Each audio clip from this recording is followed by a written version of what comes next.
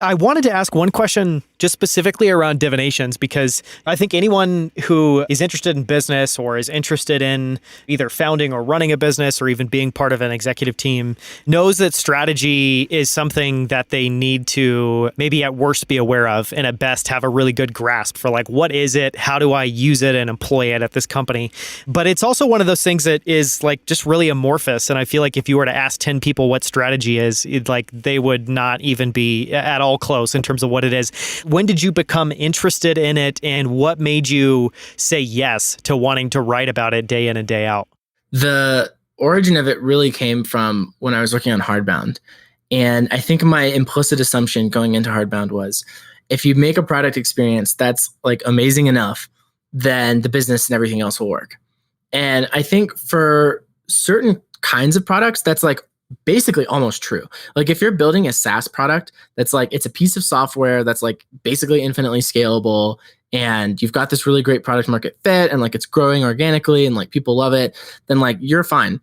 But like for other kinds of businesses that have like more real costs, you have to like figure out, how do we manage these costs? Like, where are we investing or not investing? Like there's more like difficult decisions that come along, and like media is one of those businesses that has a lot of real costs. And there's also stuff like just managing for where you are and like what's the best next step to take, being in sort of like survival mode. Like, do we make one story that we invest $100,000 in, or do we make 10 stories that we invest $10,000 in? And there's a lot of like, real constraints and choices you have to make. And those crop up to some extent in just like regular like SaaS software, but like to a much greater extent, again, like kind of when you have real costs other than just like you're developing an app basically that people are using the software.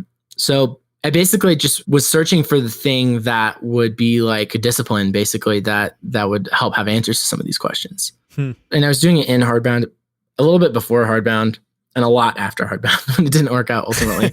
I think that, it's possible to get way too far in the weeds and start. It's not as if like the point is to read strategy nonstop and then you'll be prepared to like start a company and you'll have no chance of failing or whatever. But I do think that there's a lot of really helpful stuff to have in mind. Just basic principles and mental models that help you navigate the decisions you're making. I think that there's an underappreciation of it in the startup world. There's a huge appreciation for sort of like listening to wisdom from people who have successfully started something before. There's a lot less appreciation for sort of like almost like academia, like business school strategy theory kind of stuff. Like people don't nerd out about it as much. I mean, they're starting to, I think, a little bit more now. I don't know how much of it is like just in the air or like because of like stratechery is like, a good source of a lot of that kind of stuff. But that wasn't really a thing. Like no one really talks about like Michael Porter's ideas or whatever, like on a day-to-day basis. And like Clay Christensen, definitely to a much greater extent, people talk about disruption, but like half the time it just like it's a bastardized version of disruption that just, when they say disruption, they just mean like a successful startup that displaced an incumbent, which is like, disruption has more to it than that.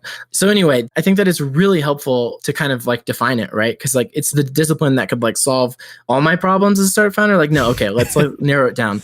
The way I define strategy is, and this is based on like Michael Porter, Clay Christensen, like as best I understand the way that they define strategy, the generic version of strategy, like if you just look it up in the dictionary, it's like a plan of action in order to achieve a goal.